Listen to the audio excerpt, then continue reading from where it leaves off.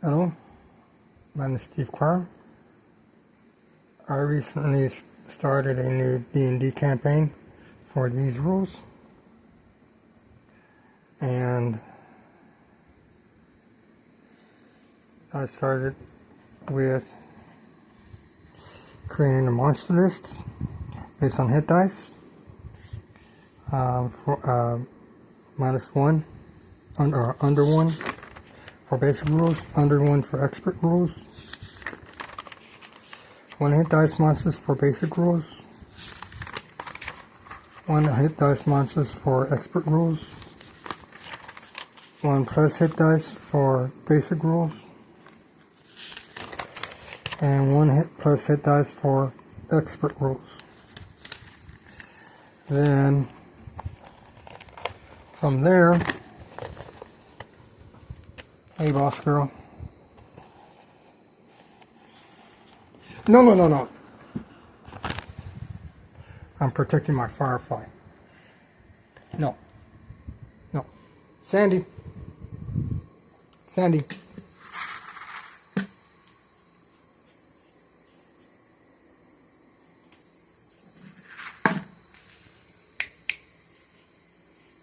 Okay, you want to be fed down there? Okay. Yeah, that has been their feeding area, but I'm using this table for my RPG stuff for this video. My Firefly series are felt cover, so I am very protective of that. I don't use this system very much. I don't want to crack open these books because they're felt cover. So, but yeah, and then these are all my primary RPG game systems. So, after I did the monster list, I did the -1 through 1 for the purpose of these are monsters for level 1 characters, player characters. So the idea is I'm scratch designing a new campaign world, and I'll be scratch designing a new adventure, and I'm going to have scratch design first level characters. This is primarily a solo game campaign, but this is the same procedure I would use for a group campaign.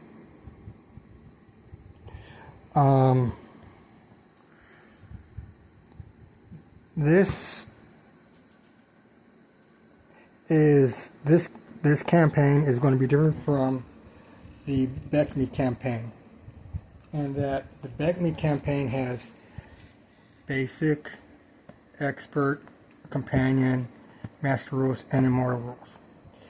These are basically the campaign world that the player characters are in, and this is a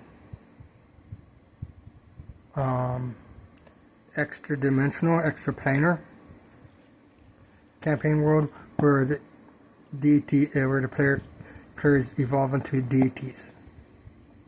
And the purpose of this game is that the players within this, they're no longer part of this universe, but they are creating their own worlds within this, using they're creating their own worlds based on these rules here. So and then there's politics between the deities and the spheres, and I call them deities, but you know, you got different realms and different spheres,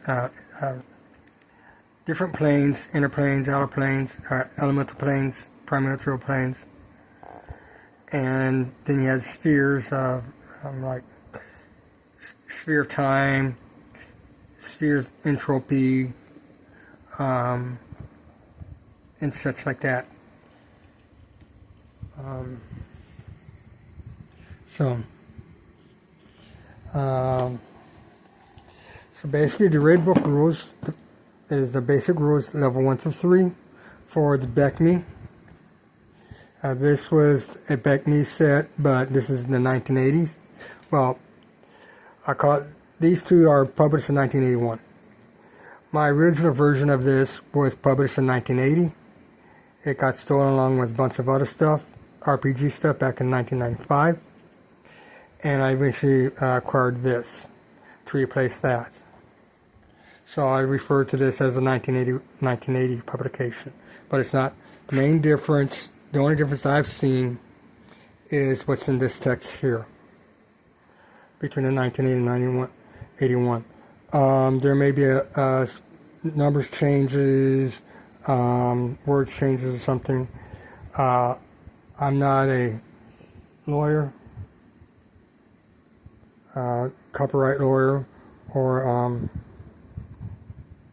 a patent lawyer, so I don't know the issue. You know, I don't go through these to see how this has changed from that and everything else. And Duke.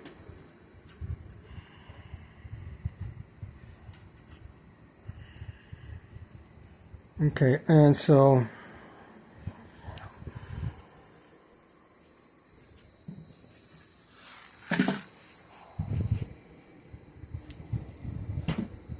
hey Sandy.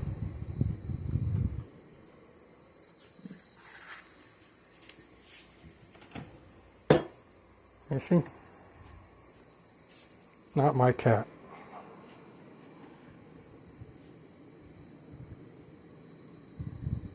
So you're going to take up the chair. So, okay, so I guess I'll go over here then. So from there,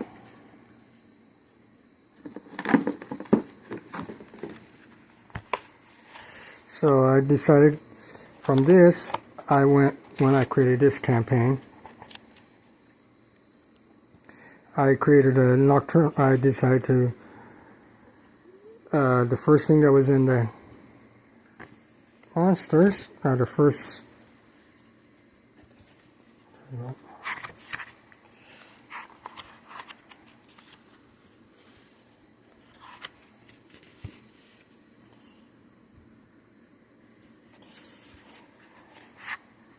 there we go.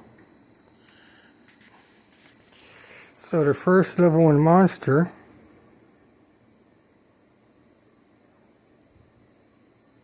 that wasn't human was a bat. So I looked at the thing, nocturnal, live in caves and live in abandoned buildings. So I said, okay, I'm going to look up for all nocturnal creatures and the basic and expert. And so that's what this list was. So this is basically a, oops, correction. Oh, wait, yeah. So what it was nocturnal. And so that's the list of all the nocturnal monsters and basic and expert.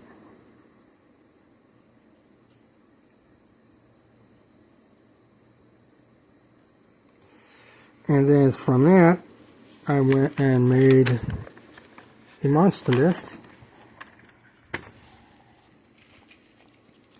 detailing the monsters. They live in caves. The white ape lives in caves. It's nocturnal. They look for fruit and vegetables at night.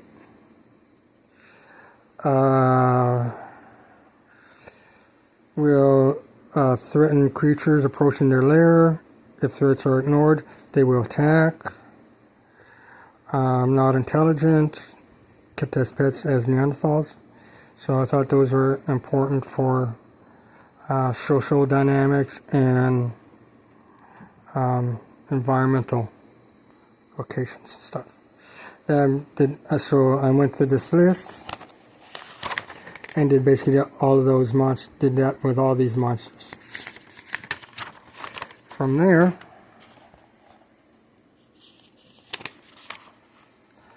I looked through all this list and I created. Okay, there's a second monster list. I went multiple pages actually. And then I created an additional monster list. So this is all the monsters that were in this monster list. And then I also created the this orc army chaotic leader list, because orcs are grunts for chaotic leaders, armies. So I made this list, and so depending on, so there are two types of chaotic leader hit dice. So you basically have two different types of orc armies. You got your basic orc group that's in your basic Dungeons and Dragons encounters, and they all have HP. So the monsters are basically hit dice 1+ for that, and then you have a orc tribe that's led by the chieftain that serves as an army for a chaotic leader. So the orc tribe follows the orc leader tribe, and the orc leader follows the chaotic leadership. So the chaotic leader needs to be level 5 or higher, because the orc tribe chieftain is HD 4. I'm probably going to say 4+. But I just said 5. I'm not sure if there's a 4+ monster. There might be 4+ monsters, so I might knock that down. So from that, for the orc leader hit dice list of 3, orc group lists of hit dice. So that's between 3 and 5. So between 1+ and 5. So you got HD3, HD1+1, HD3, HD2 to 4, which is an NPC party.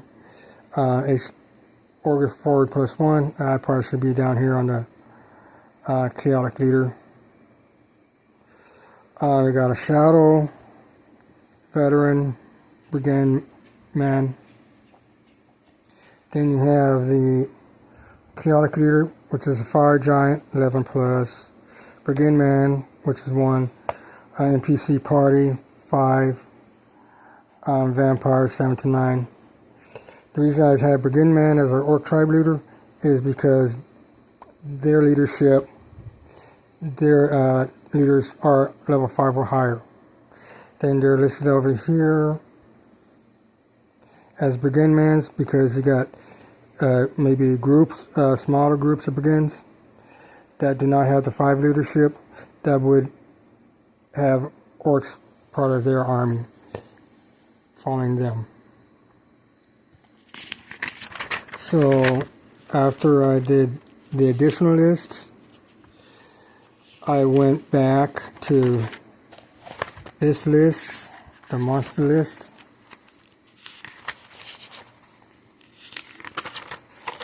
and I created a new list of monsters, or I added on to this list. So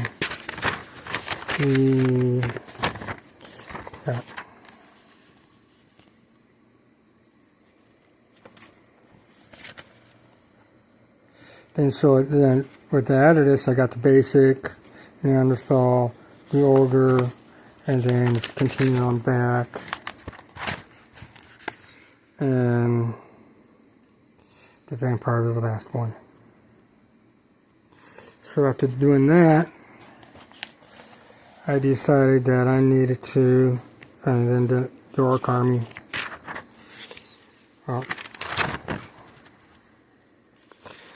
And then I started doing the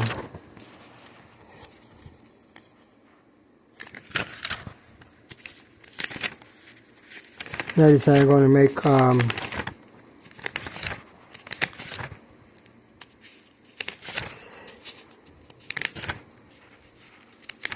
then I made the human list.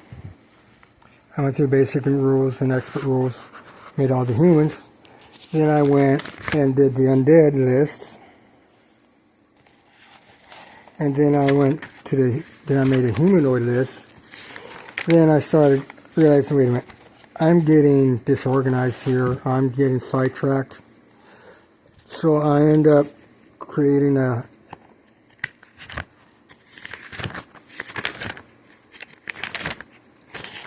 these two game campaign parameters and the game world parameters for what it is I'm trying to do with this campaign. So basically the campaign for the game campaign that I'm trying to create, it's going to be a Dungeons & Dragons Red Book rules. These guys, the 1980 edition, because this is not my original. The original was copyright 1980. So they're going to be the basic and expert rules only, not the BECMI. It's going to be for group gameplay and solo gameplay. That's the focus. It's going to be a new campaign world setting. It's going to be a scratch design campaign world. It's going to be new players, level 1 characters generated. No experience points, so you don't have a character, level 1 character that somebody created and then had adventured with, but had not leveled up. So there's no level 1 characters with gameplay experience. Any character class, any number of players, and it could be a solo gameplay. No published modules or storylines being used for this game campaign. I'm going to try to attempt at least one solo adventure game session. That's what this campaign is about. And then for the game world campaign parameters, I decided that it's going to be Dungeons & Dragons, Red Book rules, basic rules and expert rules, just these two guys. And there are going to be some other, that's the primary parameters of the game. So, once I did this, I said, okay, I'm going to need to complete my monster list that I was doing here. And I recently completed that. Actually, I completed the Lifeform categorizations of all the monsters and the basic and expert. So the categories I created were microbial.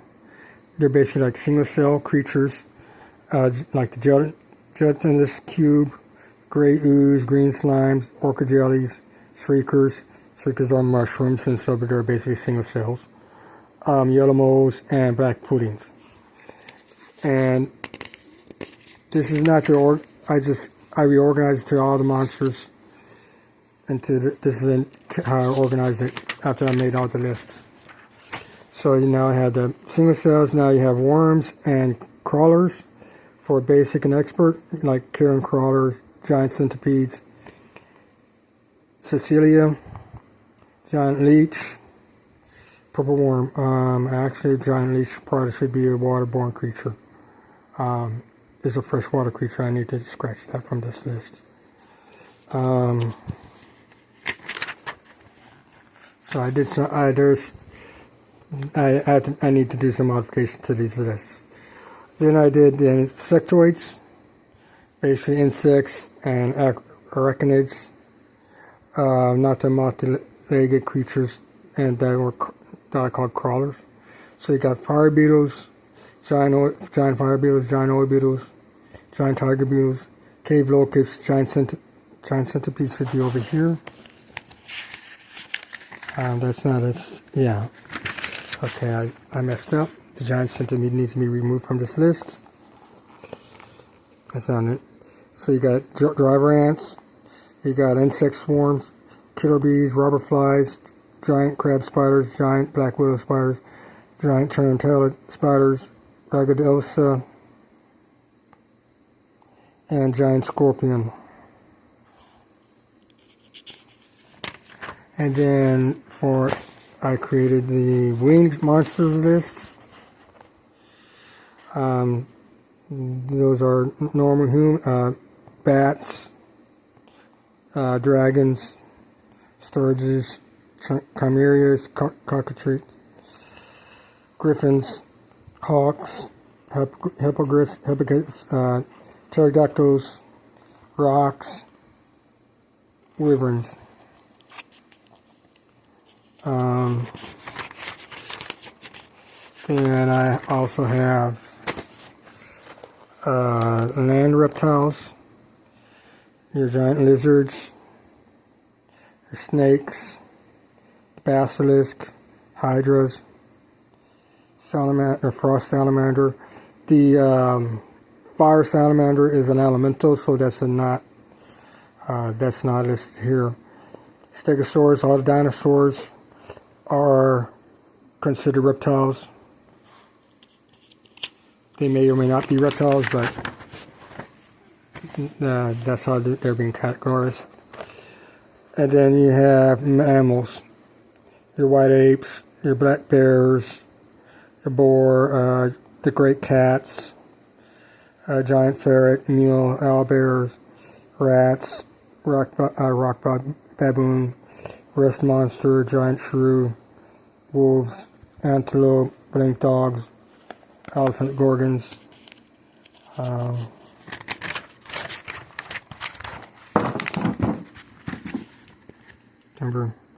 hellhounds, horses, mastodons, rhinoceros, unicorn, giant weasel.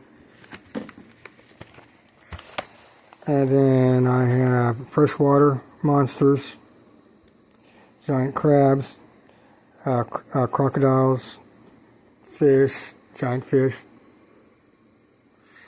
The giant leech is water termite and freshwater, swamp water termite, and saltwater, freshwater termite.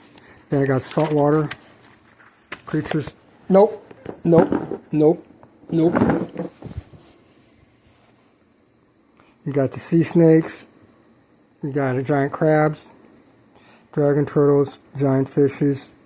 You got a sea hydra, giant octopus, sea dragons, sea serpents, sharks, squids, the saltwater termite, whales.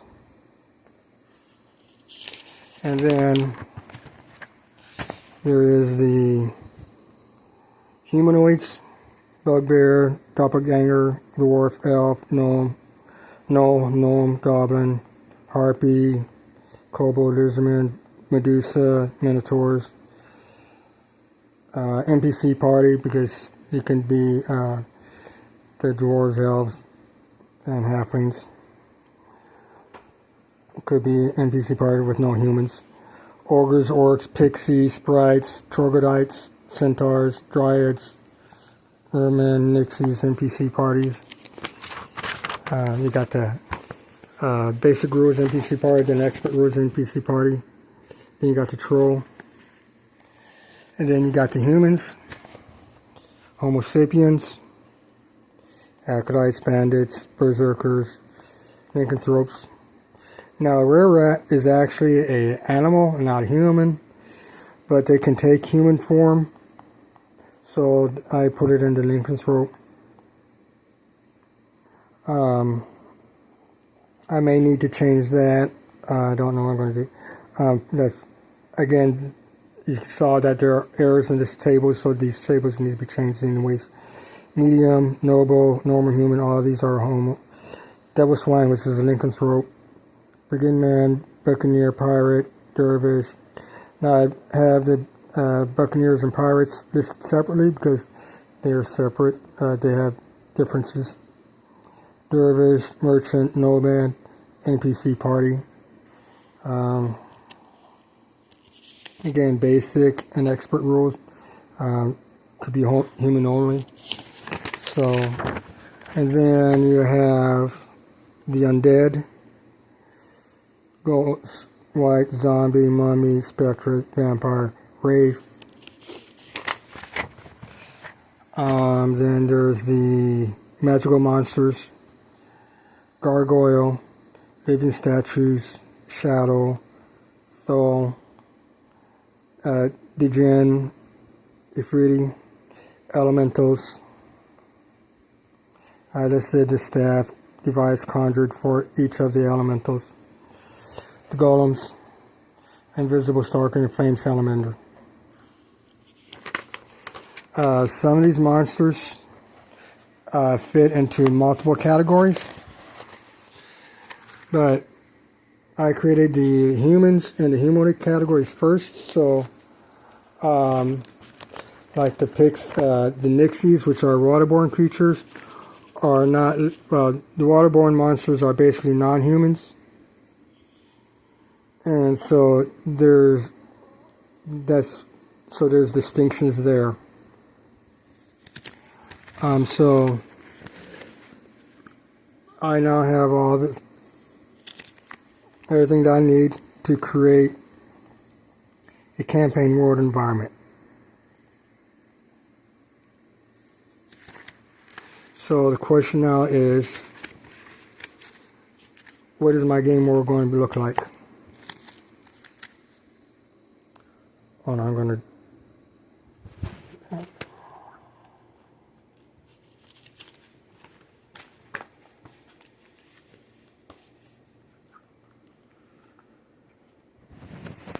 Okay, so in terms of game world mechanics, this game campaign I'm creating is based on basic and expert only, and not on the Beckney. So there's no companion, there's no masters, there's going to be no immortals. These won't apply. What's in here is not going to apply in there. There's some changes for that. So, to talk about game world creation, what is a game world? Game world can be all kinds of stuff, depending on the game system. Basic and expert, 1 to 3. This is the basic rules for the AD&D system. So actually this applies to here. But this predates the hardback, I believe. Or was the introduction for the hardback rules. That's for these guys here. D&D and AD&D, Dungeons and Dragons, predate this and predate that. The Red Book, the Blue Book rules predates the Red Book rules. So, how do you want to create a game world? Like I said, based on the game systems you're playing. Okay, Sandy, I'm going to have to move you. I was going to use this chair. It's okay. It's okay, girl. You hooked me. Yeah. I'm still hooked. Not anymore. Okay. You're a good girl.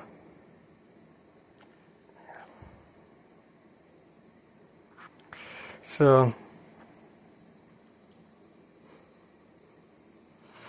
okay. There's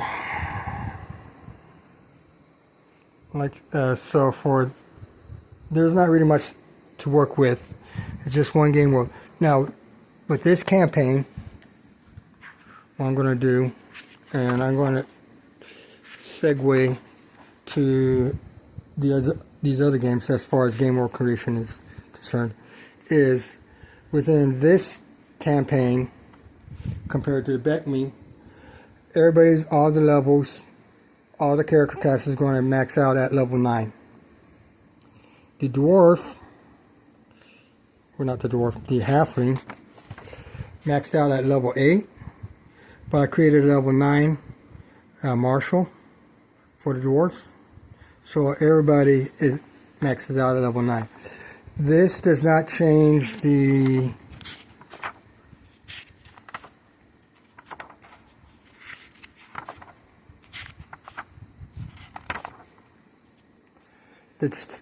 savings tables at all. Only thing is all it does is say rotate here, is that level 10 through 16 does not exist. 10 through 12 does not exist. Dwarves only rule does not apply. Level 10 does not exist.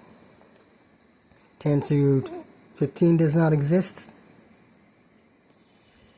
10 through 15 does not exist. 10 through 16 does not exist. So the spell tables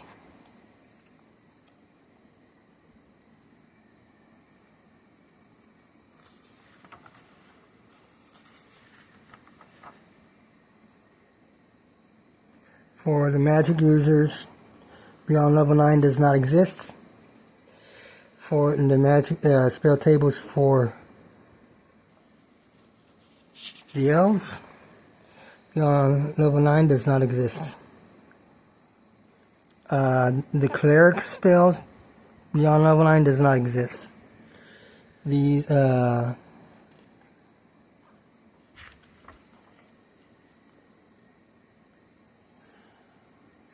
what else? The thieves table beyond level 9 does not exist. Therefore, these hit modifier, the hit points modifiers that thieves, magic users, fighters,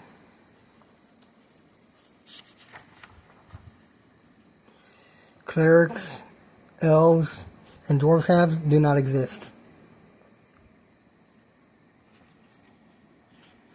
So, within this campaign, this particular campaign. So this therefore the concept of the inner planes, the elemental planes, may not jive. There will be a concept for elemental planes and stuff a little bit because of to be theorized, but there is no it's not going to be developed like it is in here, like in the BECME and in the AD&D system.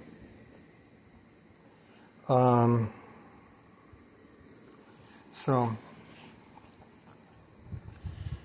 within other games, so I have I developed a campaign world setting called The History of Cornworld back in 1987 to 89, or established in 1987. I was thinking about it after I got Traveler and Star Frontiers in 1985. I got this, like I said, in 1980, and then then in 1981 I got this. This eventually got stolen in 95, and eventually we got this replaced. So I referred to this as 1980. In 1985 I got this. I got Star Frontiers.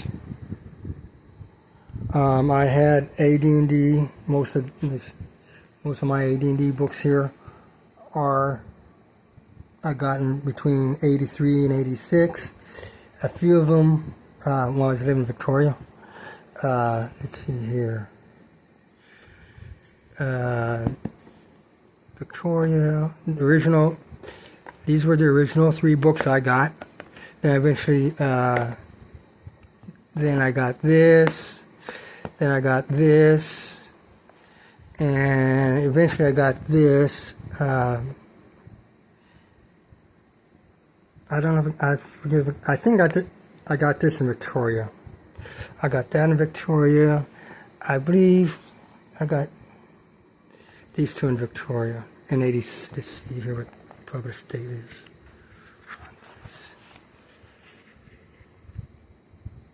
I'm using the book, the camera instead of my eyes. I need glasses to see this from this distance.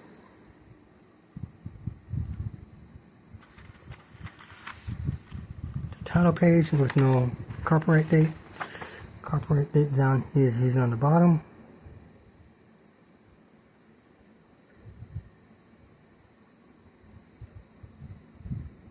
There it is, 1985, so that's Victoria. I think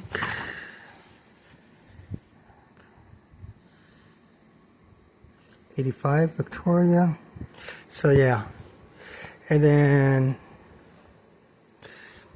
the Engineer's Guide, Wilderness Survival Guide, and these were in San Antonio.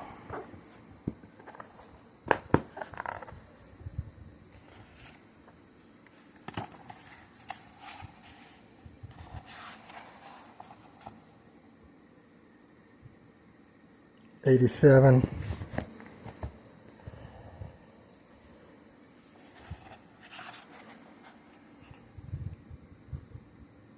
'86. Yeah, I moved to San Antonio in June of '86, and so my RPG activities between '83 and '86 is one thing. Moving to San Antonio is June '86 is a major. My life changed basically from when I moved to San Antonio in '86. This is also '86. Yeah, I got this, so yeah, I got these in San Antonio. I got there. Then I got this. I got most of. I got all these in Victoria, got this in Victoria, got that in Victoria, San Antonio, San Antonio, San Antonio, San Antonio. Yeah, this is second edition. This, yeah, and this I got in around 2000. So these are 86, 90, June of '86. Between June of '86 and January 1990. I got this into 2000s as a collector's thing.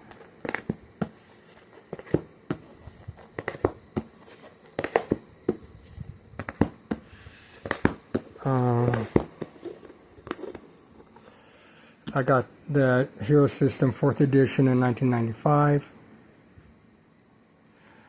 And then I got the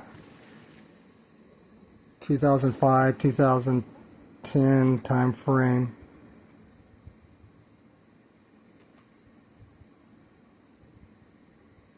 I would say 2015. So let's see. This is I got in around 2020.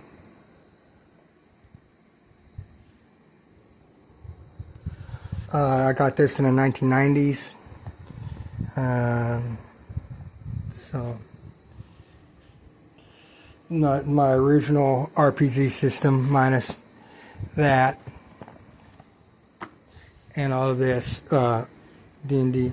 So this is my original RPG stuff. This. So, actually, I lost a book from my original collection, and then my entire collection got stolen, and I was able to acquire, and the original I had the box for the original collection, and the box got stolen along with other stuff, but eventually we acquire all of the essential stuff. Zontei lightning, I don't know how that survived.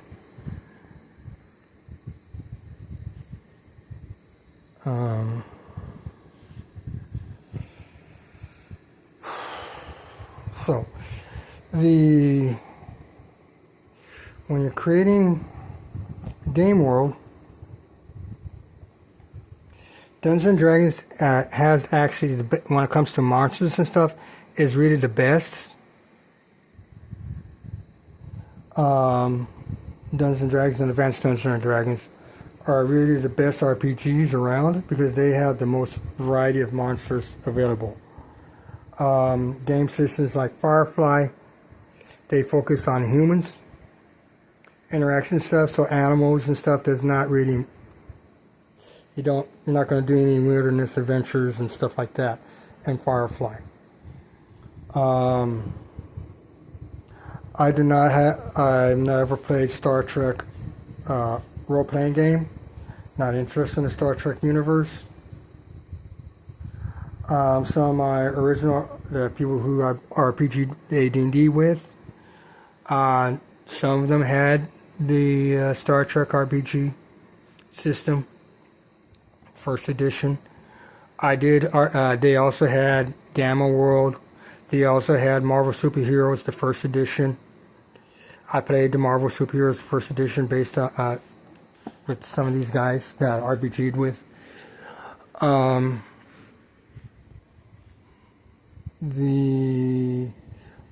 did group play.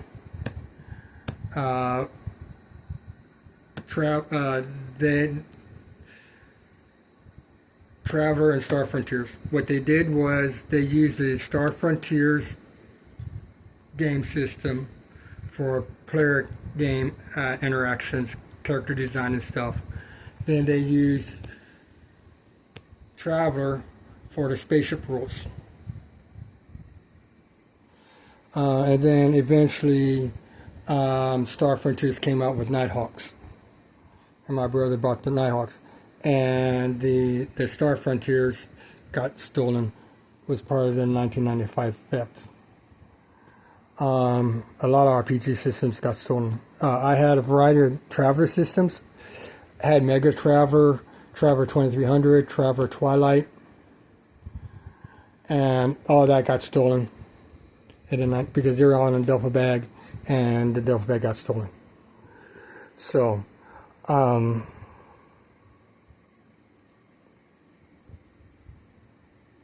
the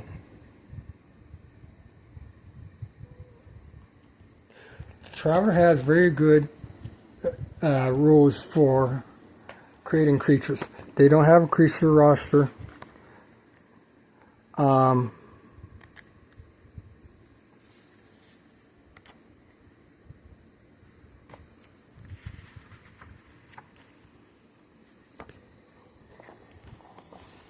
going to sit down without stand up for a bit. Animal count. So you got procedures for animal counters and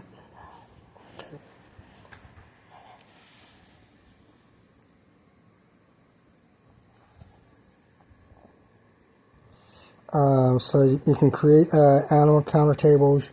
You can create creatures. And there's extensive rules on how to create creatures and stuff.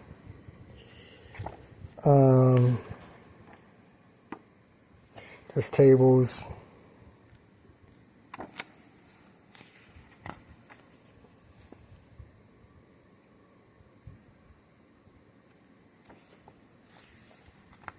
And then there's they have definitions of everything, of all the terminology that they're using. Then there's Synax. So, although there's not a lot of creatures designs available within the Traveler game system, you can create a world filled with monsters and I call them monsters because of Dungeons and Dragons, but yeah, you can create an entire world environment Let's see here.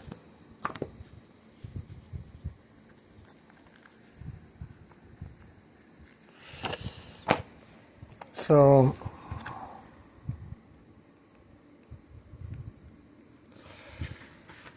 these are world generation tables. So you create a, what you do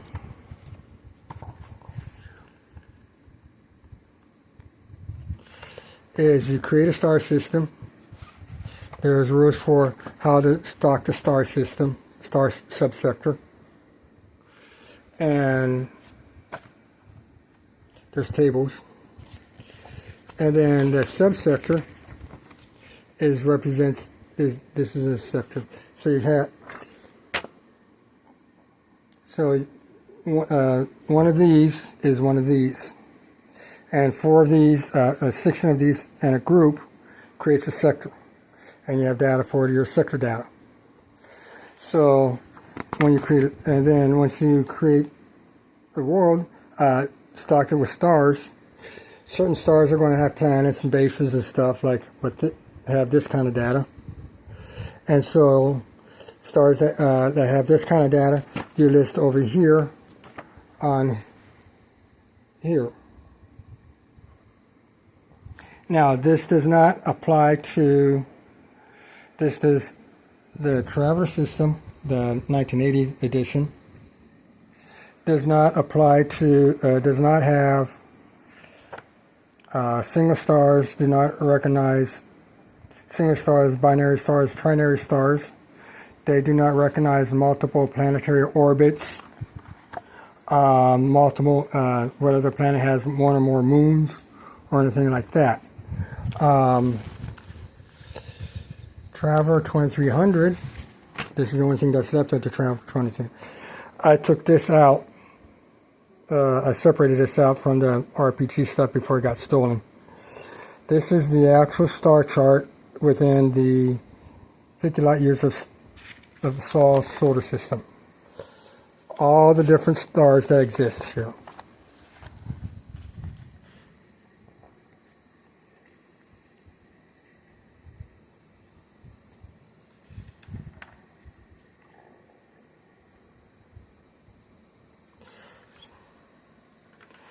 And these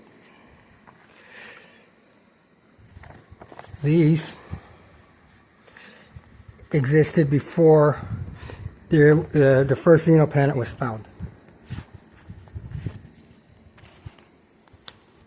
Okay, so I do not really get to look at the 2300 solar system generations rules for that. So I'm not. I don't know how they dealt with the life zones and planets orbiting the stars. How the binary, trinary stars work. The theories that they were using for that. I did in the 1995, 1998 time frame. No, in 1995. And I did buy Travel to New Era publication, Fire, Fuse, and Steel, which got into detailed onto the star system design. That got stolen.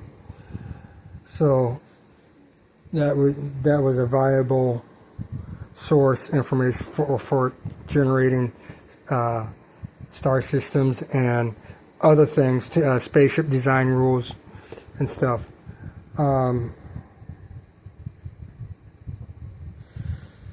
Firefly does not, is a set world, and there's not really much you can do other than how do you want to populate the established locations within the Firefly game system, within the game world, within the Firefly universe.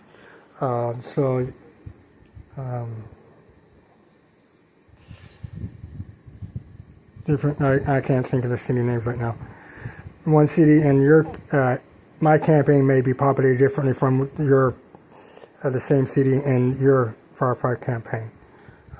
Same population may be off by a couple of million, or different certain locations, certain businesses are located differently. Whatever.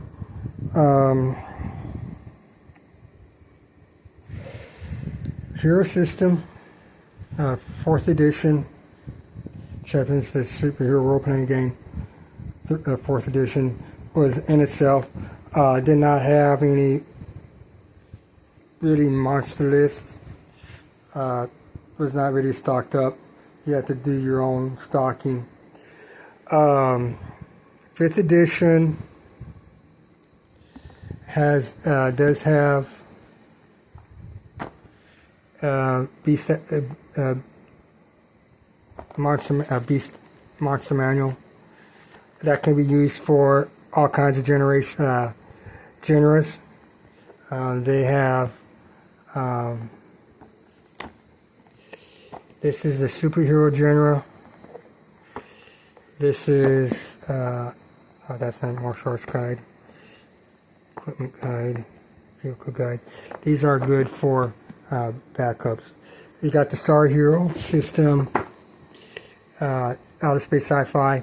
You got the martial arts genre, and then you got the sword and sorcery genre, and you got spells, the spell books, how to do spells within the sword and sorcery.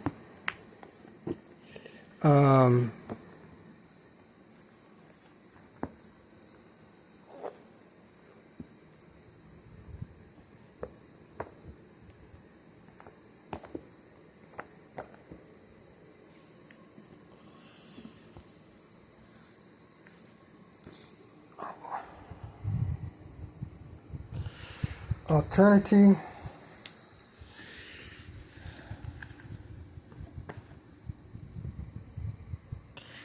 I used to have a player's handguide. I lent it to my nephew. He went to the military and it got lost. So I can't play with Alternity. The dice roll mechanics for Alternity is the same thing for Firefly. Or actually, the Firefly's dice roll mechanics is the same thing as Alternity. Alternity came out in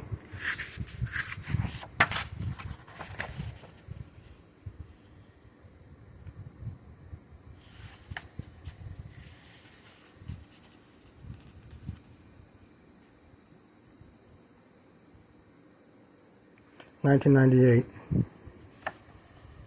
So 2000 publication, yeah, 2000 game system, basically. So Alternity, does talk about they do have some monsters.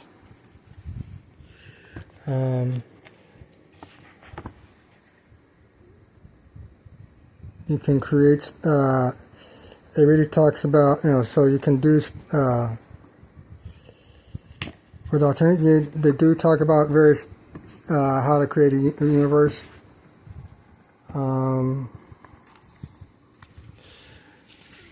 Let's see here.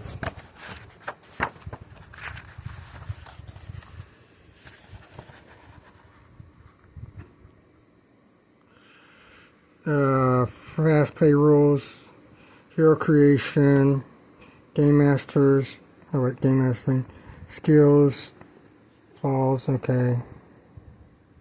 Creating supporting characters, types of supporting, okay.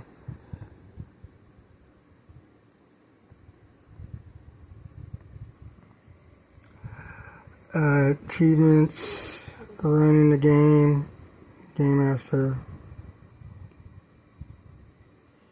Vehicles, spaceships, alien artifacts, campaign design, campaign architecture. You got star sectors, star systems, planets, designing planets, creating civilizations. That's 188.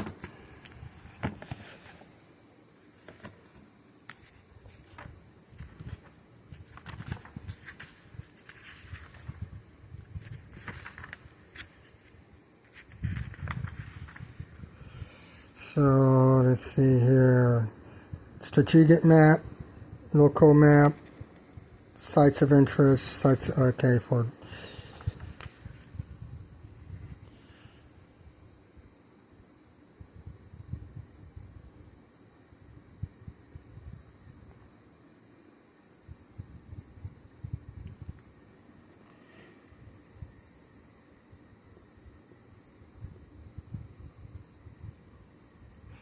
province,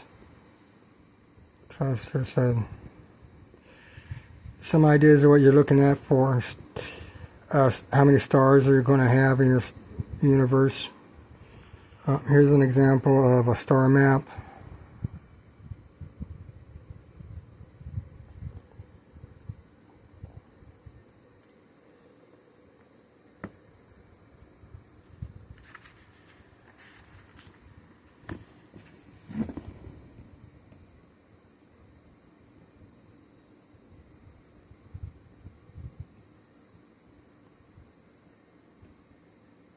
Number of stars in the system. Okay. Now I think there's star system and the solar system are two different things. The solar system is a star with planets, or a solar system could be a single star, a binary star, or a trinary star. A star system is multiple solar systems. Okay, I'm looking at you, Tazy. I'll make sure that she's not going to go up there. Okay. So I don't know if they made that distinction in here or not. It's been a while since I looked at this. Yeah, I do not want you calling that. So you got spectral classes of your stars. Let's see, what is this? Single star systems, multiple star systems. Ooh, okay. Yeah, Tezzy's looking for. So yeah, you can. So you can have multiple star systems and stuff, which the 1980 Traveler is not. The Traveler New Era Fire, Fusion, and Steel publications has something like this. I looked at it a little bit, did not get a good read on it before it got stolen.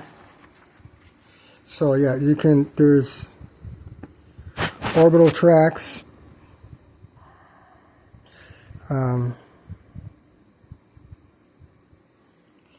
And this was before xenoplanets were found. This was before the first xenoplanet was found.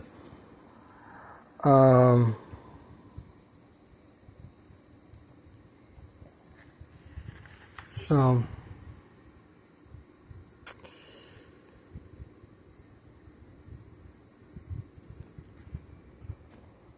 then you can also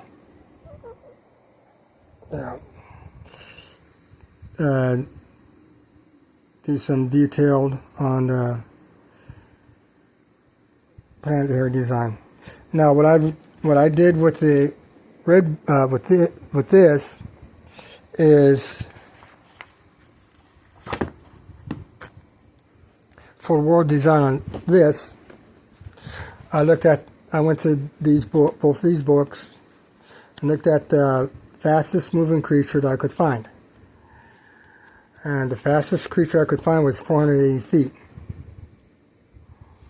Okay, so for wilderness travel, that's 480 yards. That is per turn. So 480 yards per turn times 6 is 1 hour. Times 24 is 1 day. Times 30 is 1 month. 1 month travel equals 1 climate zone. So Earth has 9 climate zones. 1 tropical, 2 subtropicals, the northern subtropical, southern subtropical, 2 temperates, northern temperate, southern temperate, 2 subpolar,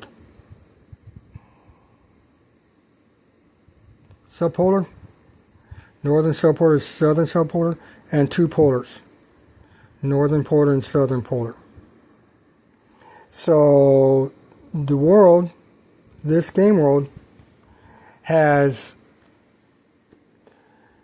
is 480 times 6 times 24 times 30 times 9, 480 yards times 6 times 24 times 30 times 9 yards from the North Pole to the South Pole. So, I'm not going to do the math on that, but I've done this calculation before some years ago, and I think the world ended up being like 10,000 miles in diameter. I'm thinking it's approximately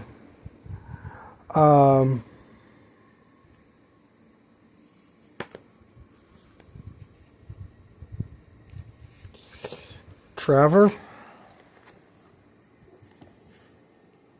wrong book, right book.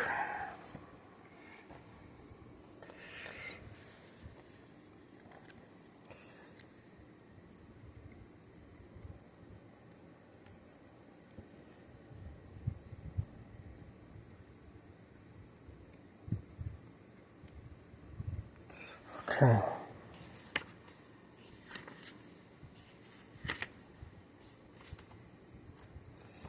Let's see, let's look at this.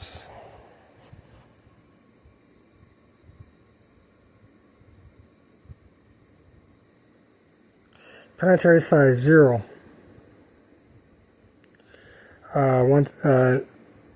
Size 1 is 1,000 miles.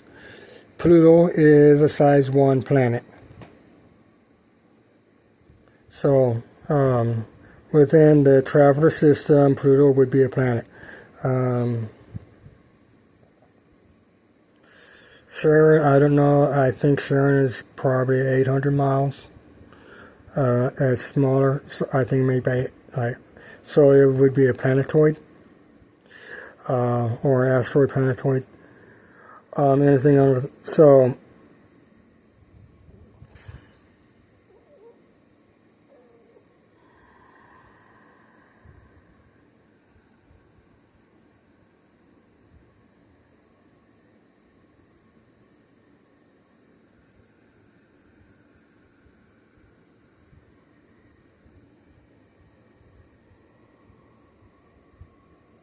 got hydraulics, got atmosphere, you got system content, starport, naval scout, gas giant, starport types,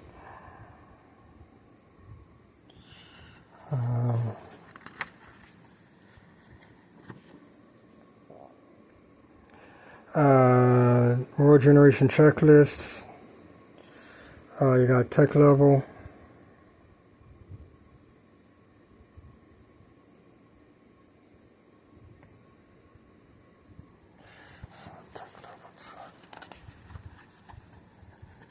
so this is what the check level chart looks like.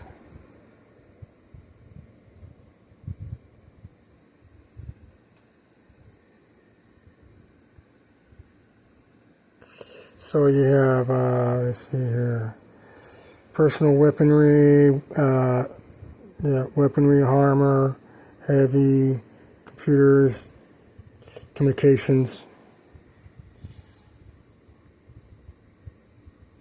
Then you also have water, transportation, land, air, space, and energy.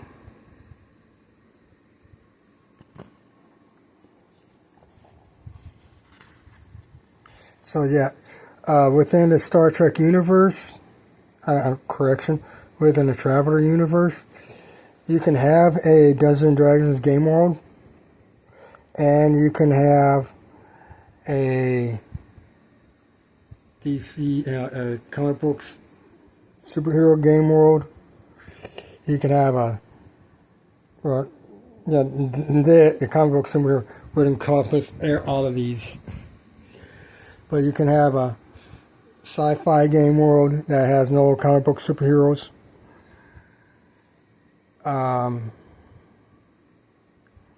Yeah. So I started, and because of that, I started thinking about the History of Cornworld campaign.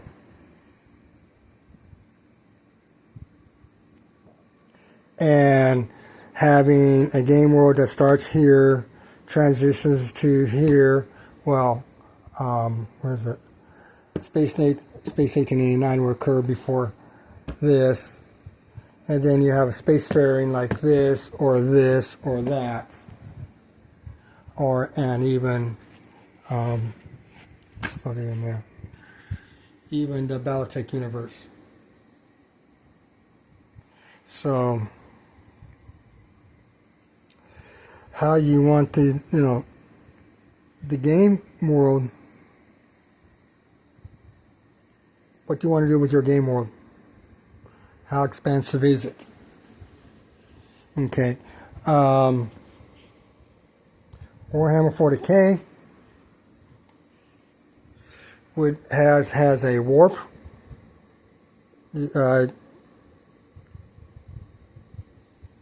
Warp dimension.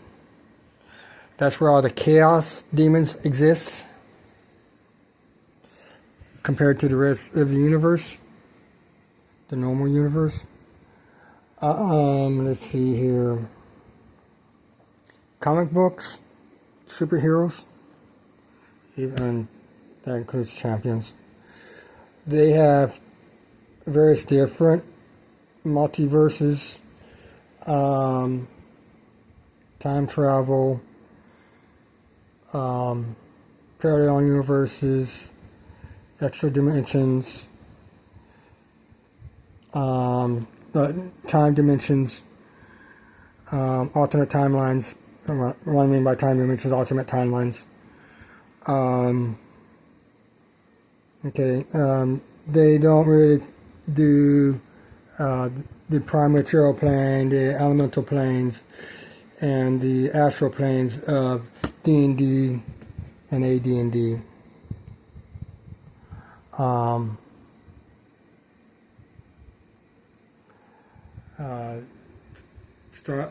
Firefly does not do alternate dimensions. There is a ghost-like entity in one of these books that maybe there is an alternate dimension. Star Frontiers. I mean not Star. The Alternity can do alternate dimensions, alternate timelines. Hero Systems can apply that also. So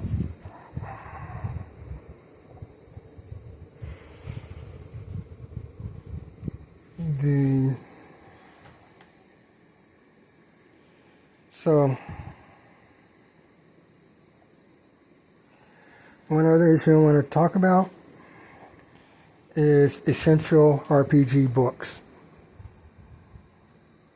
For me,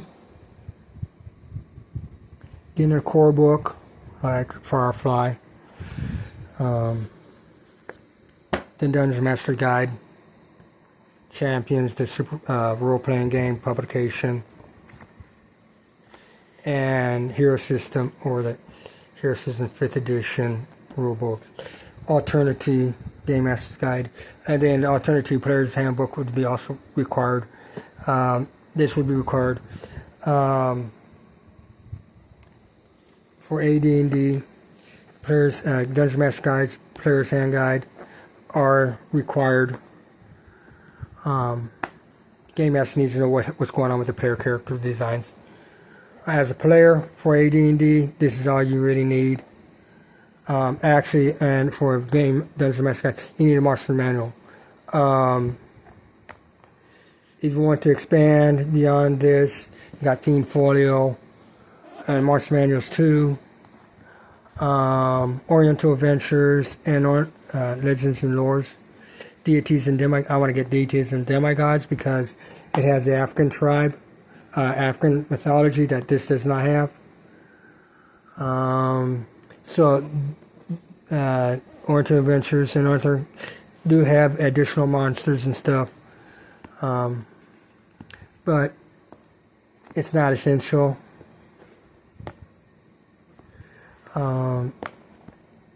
These Legends and Lores and Deities, Demigods are kind of essential for the Dungeon Masters to help with understanding the universe, what's going on as far as evolving, character evolution and stuff.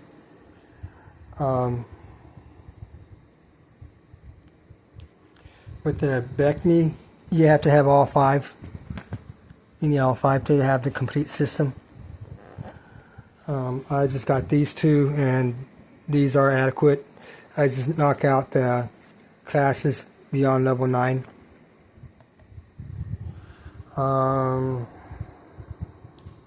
For Star Frontiers, Space 1889. This talks about the Space 1889 is that takes place in the year 1889 or up to 1880. In the year 1890, Harvey Steel was invented, and the warship designs within the ironclads and aetherfires are no longer applicable. So, Space 1889 is anything before 1880, so you can really do 1700s, or you can go back to 1700s or even 1800s technologies. So you got Earth, Venus, Mars. You got Mercury, Venus, Earth, Luna, and Mars. And so they got environments. They do talk about the environments here of within the main book. But they also expand on that and this. So there's a little bit more explanations. So these 2 would be essential. Every RPG system, you need a Dungeon Master's Guide screen, referee screen.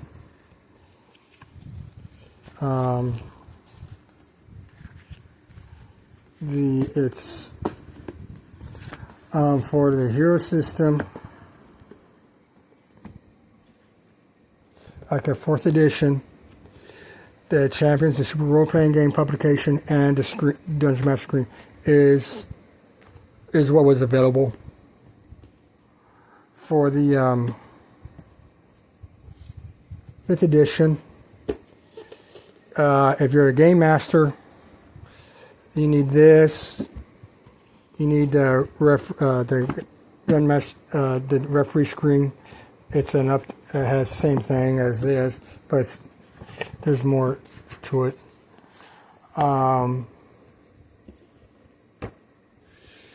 Martial arts is really beneficial because with the 4th edition, you had the ability to create your own martial arts style. And this really gets into martial arts techniques and stuff in greater detail. So this is really good to have if you're going to do a martial arts combat character. Yatsen's and gears is good for, you want equipment and stuff. Vehicles is also good because you're doing all kinds, everything from all the genres. The steroid would be beneficial. You don't really need these, actually, for 5th edition. You really need these.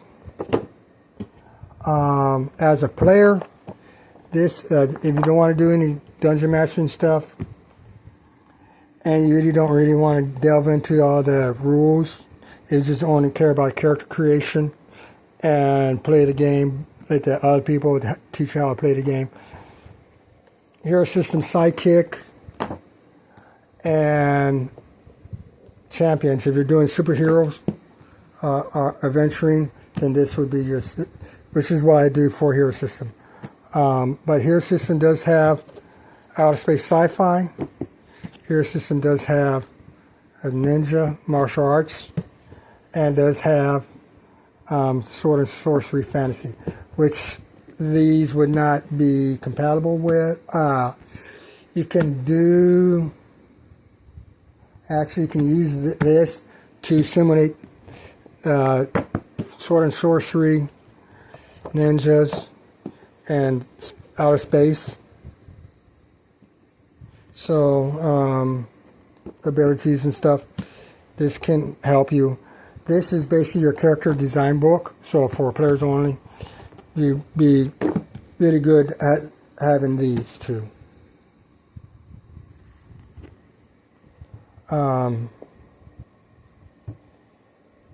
The dungeon for the referee, this, and this. The other stuff is fluff, unless you really want to do specifically fantasy, specifically outer space sci-fi, or specifically ninjas. Okay, the ninjas I got is for the combat system. Those are whatever.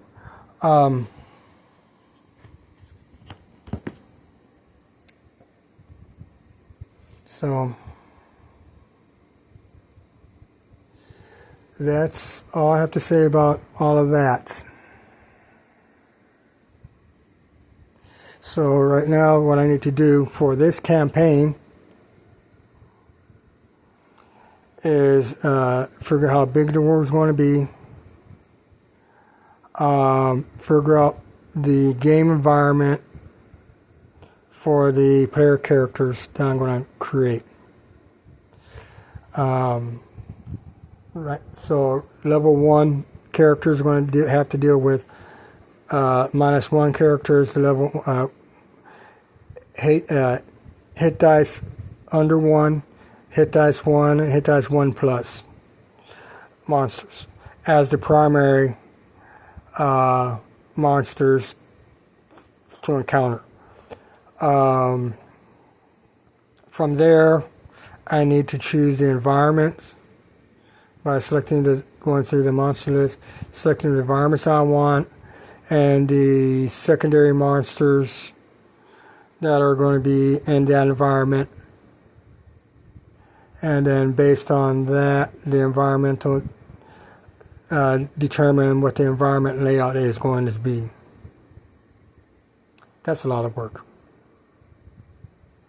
I'm not a very efficient worker, so I don't know when there may not be a second video after this. So that's it.